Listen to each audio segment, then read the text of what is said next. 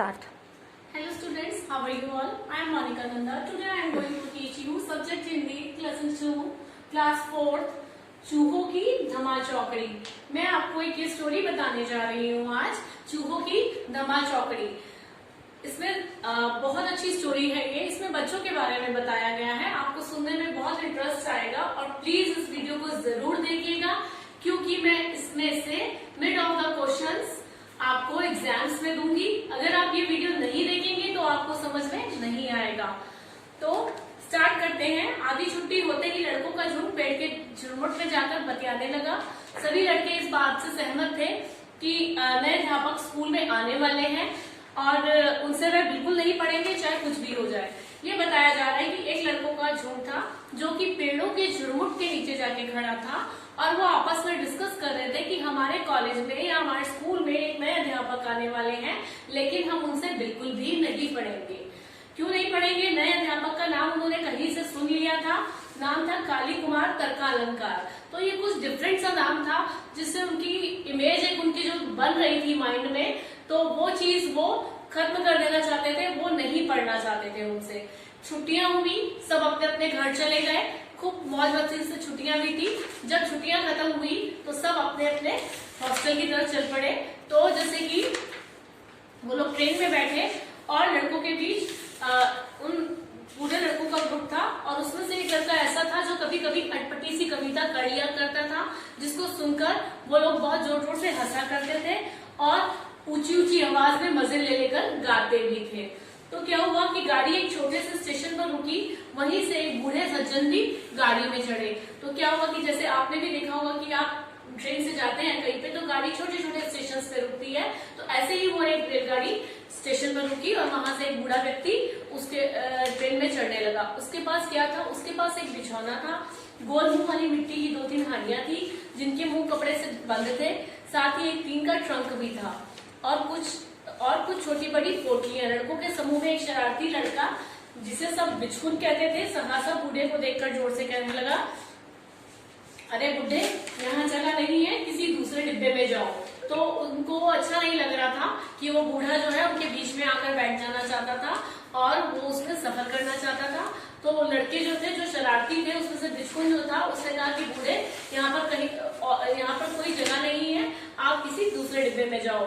बूढ़े आदमी ने प्यार से कहा, बड़ी भीड़ है, कहीं भी जगह नहीं है, मैं एक कोने में बैठ जाऊंगा, तुम्हें कोई परेशानी नहीं होगी। और वे सीट के बैठने की बजाय नीचे फर्श पर अपना बिछौना फैलाकर बैठ गए। उनके पास कोई सीट नहीं थी और वो किसी डिब्बे में जा रहे थे, तो वहां पर भी बहुत भीड़ थी। इसलिए उन्होंने क्या किया कि अपना बिछौना उठाया और नीचे वहीं पर ही बिछाकर उसके ऊपर बैठ गए। लड़कों ने पूछा, बाबा आप कहाँ जा रहे हैं? बाबा कुछ जवाब देते उससे पहले बिचकुन बोल उठा, श्राद्ध करने जा रहे हैं होंगे।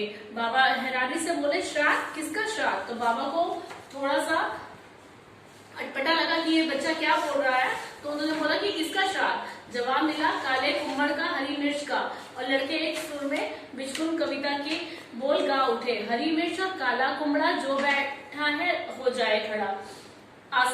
स्टेशन आते ही बूढ़े सज्जन वहां स्नान के लिए उतर पड़े। बूढ़ों के वापस आने पर बिचकुन ने चेतावनी देते हुए कहा, इस डिब्बे से उतर जाने में ही आपकी भलाई है। ऐसा क्यों? यहाँ डिब्बों में कुछ चूहों को बड़ा कष्ट है। चूहे मतलब क्या है आपका? तो उन्होंने क्या किया, जो बूढ़े व्यक्ति थे वो एक स्टेशन पर उतरे और उन्होंने वहां पर स्नान किया। लेकिन जैसे ही वे ऊपर चढ़ने लगे तो बिचकुन ने उनको वार्निंग दे दी कि आप इस डिब्बे से उतर जाएं, इसी में ही आपकी भलाई है। तो उन्होंने कहा क्यों? तो उन्होंने कहा कि यहाँ पर चूहों को बहुत कष्ट है। देखिए ना, चूहों ने आपकी हांडियों में घुसकर क्या धमाल किया है। बूढ़े सज्जन ने देखा कि रसगुल्लों से भरी हांडियां खाली है और मीठी खोई का एक दाना भी नहीं बचा है। पोटली को खोजते ही देख बिचकुन झट से बोल उठा, और आपकी पोटली में ना जाने क्या था, उसे तो चूहे उठाकर भाग खड़े हुए हैं। अब बूढ़े सज्जन को ध्यान आया कि उसमें तो उनके बगीचे के 5 पके रसीले आम बने हुए हैं। तो क्या हुआ, वो जो तीनों हांडियां थी वो लोग खाली कर चुके थे और जो पोटली में बना हुआ था उनमें 5 पके हुए आम पड़े हुए थे जो अपने बगीचे से लेकर आए थे। बूढ़े सज्जन ने हंसकर कहा, लगता है चूहे को बड़ी भूख लगी थी। बिचकुन ने कहा, चूहे तो बिना भूखे ही सब चट कर जाते हैं और बच्चे क्यों पीछे रहते? सभी कहने लगे, हाँ हाँ ऐसा ही है, कुछ और भी मिलता तो वो भी चट कर जाते। उन्होंने क्या किया था बच्चों ने कि जो उनकी हांडियां थी उसमें जो भी खाने का सामान था वो लोग खा चुके थे, और वो जो उनकी पोटली थी वो उन्होंने खोली नहीं थी, लेकिन उसमें पके हुए रसीले आम थे। तो 5 minutes। बूढ़े सज्जन ने मुस्कुराते हुए कहा, बड़ी भारी भूल हो गई, मुझे अगर मालूम होता कि गाड़ी चूहों से भरी है तो मैं उनके लिए कुछ और भी ले आता। बूढ़े सज्जन को मुस्कुराते देख लड़के छिपकर चुप हो गए और मन ही मन सोचने लगे, काश गुस्सा करते तो मजा आता, क्योंकि उन्होंने उनका सारा खाने का सामान खा लिया था, जिससे कि उनको लगा कि बूढ़े बाबा नाराज हो जाएंगे और वो गुस्सा करेंगे तो हम लोग भी आगे से उनको चलाएंगे। लेकिन ऐसा कुछ नहीं हुआ। बूढ़े बाबा ने बहुत शांत स्वभाव से उनको खुश हुए वो, बल्कि तो अब क्या हुआ कि वर्धमान स्टेशन को उतरकर जब दूसरी गाड़ी पकड़ने का समय आ गया तो बूढ़े सज्जन बोल उठे, इस बार तुम्हें कष्ट नहीं दूंगा, अब की बार किसी दूसरे डिब्बे में चढ़ जाऊंगा। तो उन्होंने बोला कि अब मैं इस बार तुम्हें कष्ट नहीं दूंगा, अब मैं दूसरे डिब्बे में चढ़ जाऊंगा, क्योंकि वहां से उनको ट्रेन चेंज करनी थी। तो क्या हुआ कि उन्होंने कहा कि सो तो अब होने का नहीं, अब की बार आपको भी हमारे डिब्बे में ही चलना पड़ेगा, आपकी पोटलियों में अब भी कुछ बचा है तो हम सब बराबर पहरा देंगे, अब कुछ भी चूहों को खाने नहीं देंगे। बूढ़े सज्जन को लड़कों की जिद के सामने झुकना पड़ा। थोड़ी देर में डिब्बे के सामने एक मिठाई वाले का ठेला आकर रुक गया। बूढ़े सज्जन ने क्या किया, उससे मिठाई खरीदी और हर एक दोना हर एक बच्चे को दिया और उससे बोला कि इस बार चूहों की दावत में कोई गड़बड़ नहीं होगी। लड़के ने खुशी से उड़े कहा और मिठाई पर टूट पड़े। मिठाई वाले के बाद आई आम वाले की बारी। भला आम भी कहाँ बचने वाले थे। लड़के ने खोज खबर लेते हुए पूछा, आप कहाँ जा रहे हैं? मैं रोजगार की तलाश में निकला हूँ, जहाँ काम मिलेगा वहीं उतर पड़ूंगा, बूढ़े सज्जन ने कहा। लड़के ने पूछा, आप क्या काम जानते हैं? तो उसने कहा कि मैं टूलो पंडित हूँ, संस्कृत पढ़ाता हूँ। बूढ़े सज्जन ने उत्तर दिया। लड़के ताली बजाकर खुशी से उछल पड़े। फिर तो आपको कहीं जाने की जरूरत नहीं, हमारे स्कूल में एक अध्यापक की जरूरत है और हम आपको वहीं पर ही आप हमें पढ़ाइए।